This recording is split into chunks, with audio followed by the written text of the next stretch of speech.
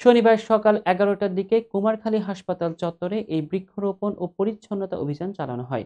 কুষ্টিয়া জেলা বিএনপির যুগ্ম আহ্বায়ক এবং কুমারখালী পৌরসভার সাবেক মেয়র নুরুল ইসলাম আনসার প্রামাণিকের সার্বিক সহযোগিতা এবং কুমারখালী থানার যুবদলের আহ্বায়ক জাকারিয়া আনসার মিলনের উদ্যোগে এই কর্মসূচি পালিত হয়।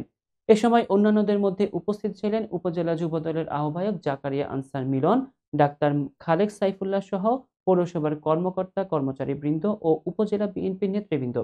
কর্মসূচি অনুযায়ী কুমারখালী হাসপাতাল এলাকায় এই বিশেষ পরিচ্ছন্নতা অভিযান ও বৃক্ষরোপণ করেন সংগঠনটির সদস্যরা।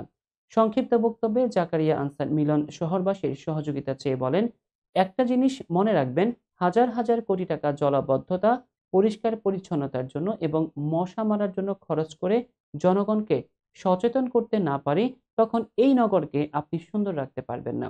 এজন্য আপনাদের সহায়তা প্রয়োজন। এই শহর আমার, আপনার, সবার। ময়লা যথাস্থানে ফেলুন, আসুন সবাই মিলে পরিষ্কার পরিচ্ছন্ন রাখি শহরকে। তিনি আরো বলেন, সচেতনতা ও বৃক্ষরোপণে উদ্বুদ্ধ করতেই তাদের এই উদ্যোগ। উপজেলার বিভিন্ন শিক্ষা প্রতিষ্ঠানে এই আয়োজন ধারাবাহিকভাবে চলতে থাকবে। কুমারখালী হাসপাতাল চত্বরে বৃক্ষরোপণ কর্মসূচিতে আম, জাম, কাঁঠাল ও বিভিন্ন প্রজাতির বৃক্ষের চারা লাগানো হয়।